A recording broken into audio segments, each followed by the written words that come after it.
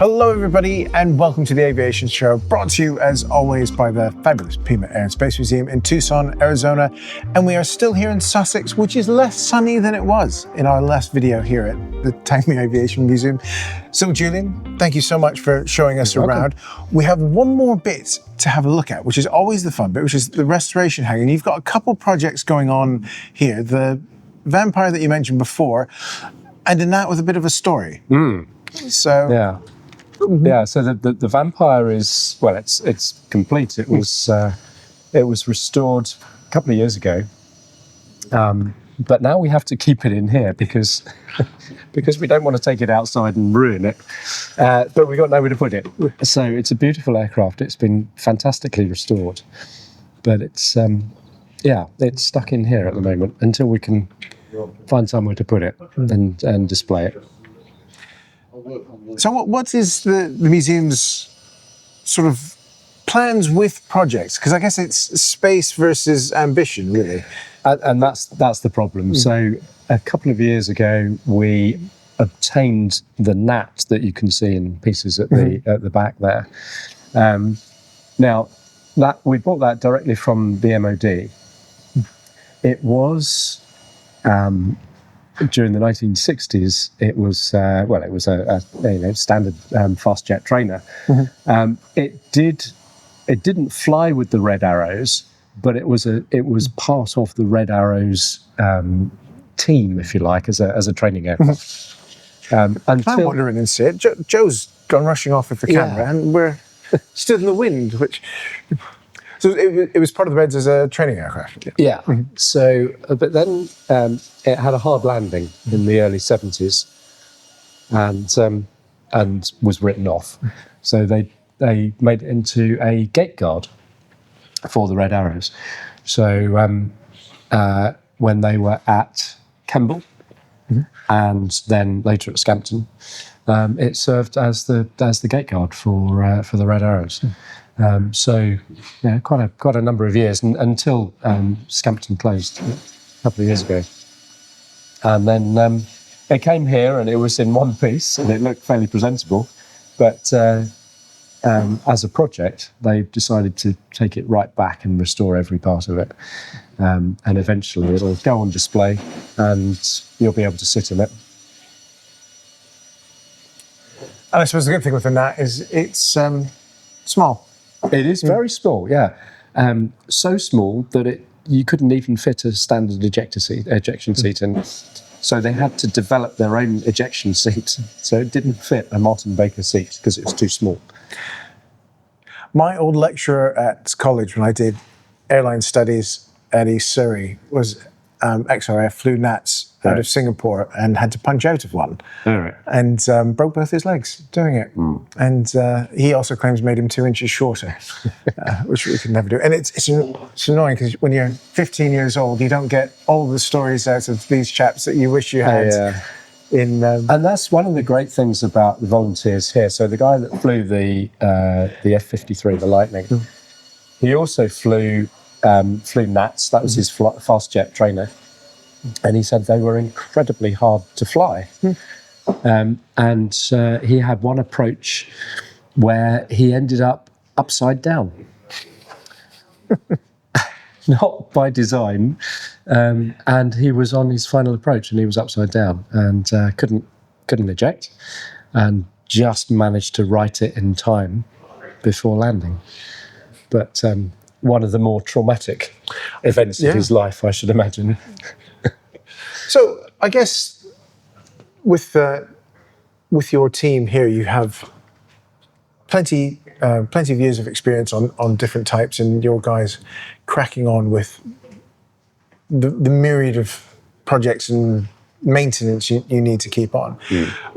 Once you find a bit of space undercover for the Vampire, I suppose there's other things that would go in. Is that sort of hampered by what the team can do, or would the museum be happy to take on whatever they can get their hands on? They always need a project. Where half of our volunteer force are engineers. A lot of them have worked on aircraft exactly the same as this. So, our crew chief on the Phantom, for example, worked on Phantoms during his service. The crew chief on the Harrier, same thing. So they've got very relevant experience. So they always need a project. So once the Gnat is complete, which should be next year, they'll need something else, a major project. So we'll probably end up getting another aircraft in that we can't display. But, that's why we talked about earlier, we need to broaden our base to get more footfall so that we can get more revenue, so that we can build the kind of shelter that we need to display these aircraft properly. And have a nicer shelter for these chaps to be a bit warmer during wintertime. Just to remind you that the engine for this is now in Marston. Is it? Yes. Ah, okay. It's on the stand behind the Hunter, next to the Hunter engine. Right. So it's there. So you can have a look at that Okay. to see. Okay. Is it going back in there? No, It's not. It's going to be on when display. the aircraft goes on display, it'll It'll be be on by the side of it. By the side of it. Okay. Excellent. Thank you. How much, if I can borrow you, how much fun is it putting a bent Gnat back to work? Well, it's taken so far 18 months to get this far. What we're trying to do as well is interact with the where the public and light the cockpit, but not using the normal cockpit lighting. So we're devising a different way of doing things. Fantastic. In that sense, but yeah, we're well on the way with this, and we're hoping that by the beginning of next year, this will be completely finished and repainted, ready to go on display. Ready for the new season. Ready for the new season, hopefully, but it just depends on factors. Obviously, we're trying to look after the aircraft outside first, and this will be like a winter project. Super. Or carry on as a winter project. Well, so it's looking good so far. Thank you for your time. That's okay. Thank you. You're welcome. So there we are. I like a Gnat. Again, it's a great little aircraft. It looks right. It's got the right name. Yeah. Folland did a lovely job with it. But I remember seeing these when they were in the Red Arrows down at Brighton, flying off the coast, and when they were allowed to do proper aerobatics, and when their passes were incredibly close, and I remember seeing one of them. The one that didn't survive, so it suffered an engine failure, and the pilot ejected. I can't remember when that was. I think it was the late 70s, something like that. So I would have been fairly young, but I do remember seeing it. And lovely little aircraft.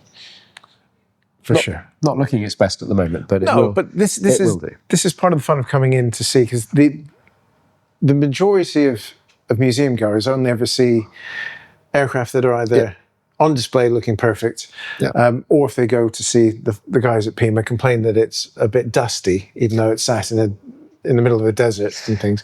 But to sort of see the how far back everyone has to take an aircraft to get it into display condition. Yeah.